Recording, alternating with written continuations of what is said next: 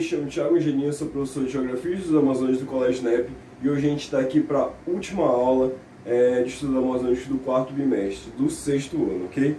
A gente vai continuar falando sobre o assunto que a gente estava tratando. A gente tratou nas primeiras aulas sobre a cidade de Belém e a gente está tratando sobre a cidade mais importante da Amazônia, ok? Agora a gente vai falar sobre Manaus, a capital do Amazonas, ok? Bora lá? Olha aí. História de Manaus. A região onde atualmente encontra o estado do Amazonas era parte integrante da Espanha à época da colonização portuguesa. Aí já tem um ponto para a gente tratar no texto. Nesse ponto a gente tem que relembrar um pouco sobre o Tratado de Tordesilhas. O Tratado de Tordesilhas foi um tratado, um fator que a gente até falou sobre nos primeiros bimestres. Foi um tratado de divisão entre as coroas da Espanha e coroa de Portugal quanto à colonização do mundo todo, né? O Tratado de Tordesilhas que passava ali dividindo a região norte do nordeste brasileiro e ia descendo até o sul do mapa. Era um tratado que dividia não somente aquele território da América do Sul, mas também todo o globo. Todo o território a leste era um território que era a ser explorado por Portugal e todo o território a oeste seria um território explorado pela Espanha. O território que estava a oeste nesse momento era onde a gente conhece hoje como o estado do Amazonas e uma parte do Pará ali também, né? O Pará todo, quer dizer, a região do estado do Grão-Pará nessa época ainda era uma colonização totalmente da Espanha e ainda nesse período, depois do Tratado de Tordesilhas, por ser um território muito grande, muito denso, e a Espanha está atrás de um único somente recurso, que seria os ouros e metais preciosos. Esse território, na época que a Espanha teve domínio dele, não foi muito bem explorado ainda. Então isso daí coube a Portugal depois de um tempo, depois de alguns tratados e momentos históricos que a gente já vai tratar aqui. Olha aí. O período de povoação europeia na Amazônia inicia-se entre 1580 e 1640, época em que Portugal e Espanha permaneceram sob uma única coroa. Aí um ponto importante também, isso daí que os portugueses, estudiosos da história, tratam como a Era Filipina, ou seja, a era governada pelo rei Filipe II lá na Espanha, onde por fatores políticos da Europa naquele momento formou-se uma única coroa que seria a União Ibérica entre as coroas de Portugal e a Espanha, sabendo-se que nesse período ainda não tinha esse ideal de país, de união de fato, né? Então as coroas, os reinos, eles se uniram ali, formando a União Ibérica. Então nesse período, aqui ó, não havendo desrespeito territorial dos portugueses quando eles adentraram o território. Aí já é um outro ponto, né? Como era a União Ibérica, sob o reinado do rei Filipe II, os portugueses eles adentraram aquele espaço que antes, no período do Tratado de Tordesilhas, era um espaço espanhol. Então, os portugueses eles adentraram esse espaço aqui da Amazônia, do que é o estado do Grão-Pará, né? Do Pará, do Amazonas, num período onde não tinha esse desrespeito territorial. Então, para eles era tudo bem eles adentrarem nesse espaço e não teve nenhum embate com os espanhóis nessa época. Aqui, a ocupação de onde hoje é Manaus foi demorada devido aos interesses econômicos portugueses que não viam lucro no território devido ao difícil acesso e ausência de riquezas. Aí também um outro período quanto à questão das riquezas, né? A gente já vê um diferencial entre Belém e Manaus. Belém, além de ser territorialmente estratégica quanto à sua posição, ali bem no foz do Marajó, né? Já bem de conta com o Atlântico, ali dando a única entrada, né? do Atlântico para a Amazônia em si. Então Belém tinha essas características territoriais, então por isso que foi antes colonizada, né? Foi antes territorializada antes do que Manaus.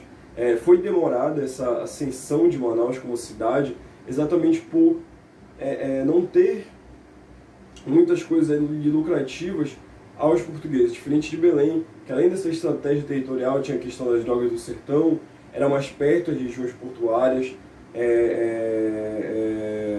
tinha uma questão também mais lá para frente quanto à borracha, enfim, tudo isso daí estava favorecendo Belém como capital do Grão-Pará nessa época, e Manaus foi demorada a questão da colonização dela exatamente por isso, porque não tinha os recursos necessários e não via lucro de se estabelecer naquele momento, e era uma região de difícil acesso e muito distante, que se a gente for ver até um pouco, até hoje, né, é uma região de difícil acesso.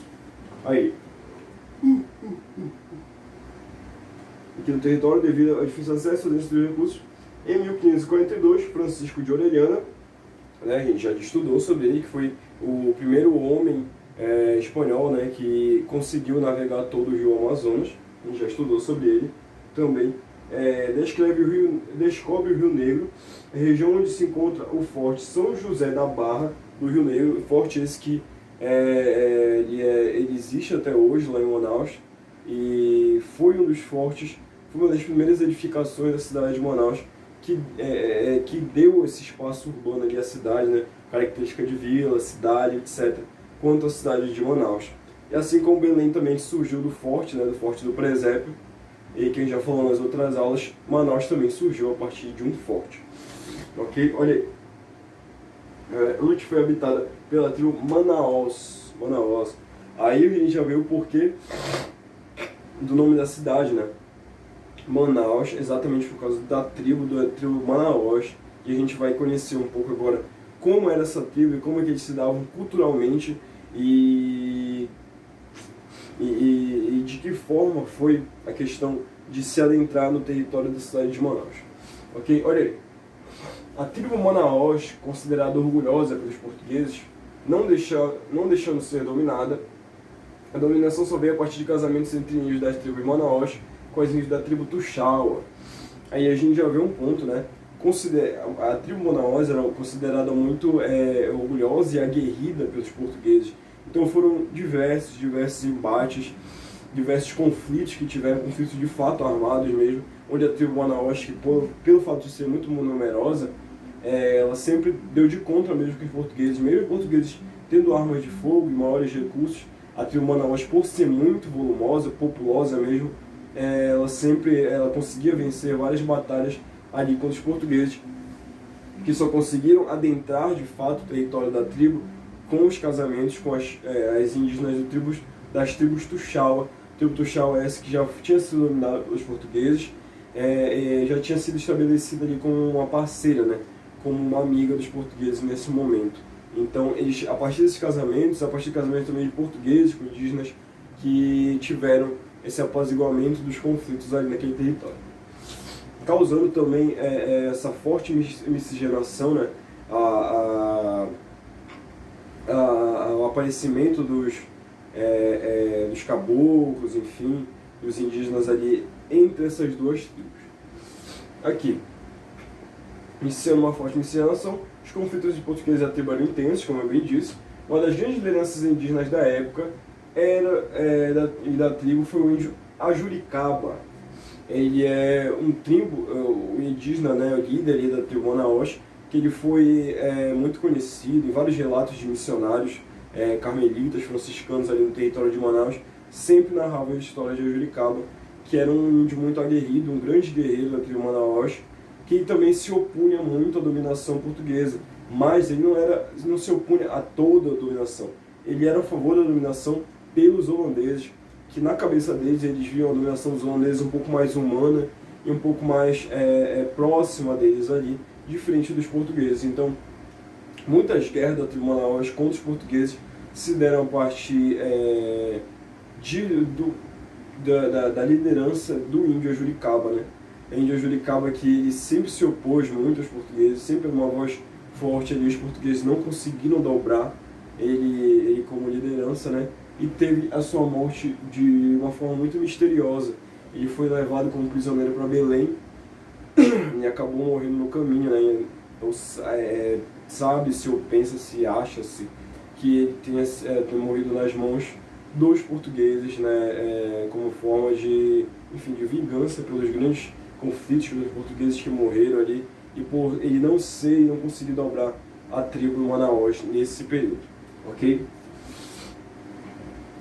O índio também apoiava a população holandesa, como eu disse, assim, vários marcos indígenas foram apagados. Esse daí é um ponto importante também da cidade de Manaus, que apesar de ter o nome, a gente vai ver o porquê, dos indígenas ali, da grande tribo Manaus, né? Depois disso aí, os governadores, prefeitos, enfim, da cidade, fizeram questão de apagar todo esse passado histórico indígena ali na cidade. Hoje em dia tem uma praça no centro de Manaus que fica em cima de um cemitério indígena ali, da tribo Manaus, que enfim deveria ter sido respeitado, consagrado, ainda mais por terem sido de fato fundadores da cidade, né? Enfim, Manaus foi fundada em 1664, Belém foi fundada em 1612, né? Então tem uma diferença grande aí, né? 1612 não, 1616. Manaus foi fundada em 1664 a partir de uma fortificação para proteger a Amazônia Ocidental, ou seja, a Amazônia do Oeste, né? O Oeste Amazônida. Foi fundada em 1664 a partir de uma fortificação, assim como Belém, como Forte Presépio, a gente já disse, de invasores espanhóis e holandeses. Olha aí os espanhóis. No período quando os portugueses adentraram esse espaço aqui, era a União Ibérica. Em 1664, a União Ibérica já tinha acabado. Essa era filipina também, não era mais Filipe II. Nesse período aí, eram outros reinados, eram outros reinos. E os espanhóis, por já terem dominado aquela parte ali da América do Sul, a questão do ouro, do metalismo, eles queriam muito adentrar esse território aí de Manaus para ver se eles conseguiam ouro, metais preciosos ou coisas ali que viessem a ser lucrativas para eles. Não conseguindo, exatamente por causa dessas criações de fortificações. E os holandeses também, que eram uma forte presença colonial no Brasil nessa época, tanto que a gente já falou aqui nas outras aulas, né, dos outros bimestres, sobre a questão da França equinocial, do período quando os holandeses dominaram a cidade de São Luís, enfim. Foi uma força colonial muito grande aqui no Brasil, a Holanda sempre tentando conseguir algum espaço com o território. Localização estratégica à beira do Rio Negro e Solimões, e o que é um fato, né, tem um fato que várias vezes tem a cidade de Barcelos, que fica perto de Manaus, que por vários governos tiveram vários mini conflitos ali, se decidir se é a capital ou se é a vila de Manaus, se é a capital da capitania, né, ela seria na cidade de Barcelos ou seria em Manaus. Aí ficou em vários desses embates, em várias trocas também das sedes entre Barcelos e Manaus. Acabou ficando em Manaus exatamente por causa dessa posição estratégica dele, bem na beira do Rio Negro e Solimões, ali, para os portugueses era um pouco melhor nesse período, né? Manaus só tornou civil em 1832, olha, já viu uma diferença de tempo. Ela foi formada em 1664, somente em 1832 foi caracterizada como vila, então isso demorou bastante exatamente pela dificuldade de chegar ao seu território e por não ter recursos que fossem a ser lucrativos, que abrissem os olhos dos portugueses nesse período, né? Aí, com o nome da cidade de Barra do Rio Negro, ainda não era Manaus, somente em 1856, vários anos depois, a cidade tornou-se Manaus em homenagem aos índios fundadores ali da cidade de Manaus, né? Isso daí foi uma coisa parlamentar e política que decidiu que a cidade agora se tornaria Manaus, ou Manaus, né? Ainda não era Manaus como a gente conhece, é chamada de cidade de Manaus. Aqui a cidade também teve um grande crescimento no período da borracha, principalmente no saneamento. Ela teve esse crescimento no período da borracha, assim como Belém, né? Belém teve a sua expansão, o Amazonas também, várias e várias obras arquitetônicas muito grandiosas tiveram nessa intenção de transformar regiões da Amazônia em regiões da Europa, né? E Manaus teve um grande crescimento também quanto à questão do saneamento básico. O saneamento de Manaus até hoje ele é visto como um exemplo para várias cidades do Brasil, mas nesse período aqui mais ainda, né? Como sendo uma das únicas cidades ali com saneamento próximo das cidades da Europa e tudo mais. Teve esse grande boom colonial exatamente por isso, ok? Espero que vocês tenham entendido e se puderem, pausem o vídeo, copiem o que estiver escrito aqui. Tenham um ótimo momento de estudo agora, estudem para a prova também e tenham um ótimo dia. Muito obrigado.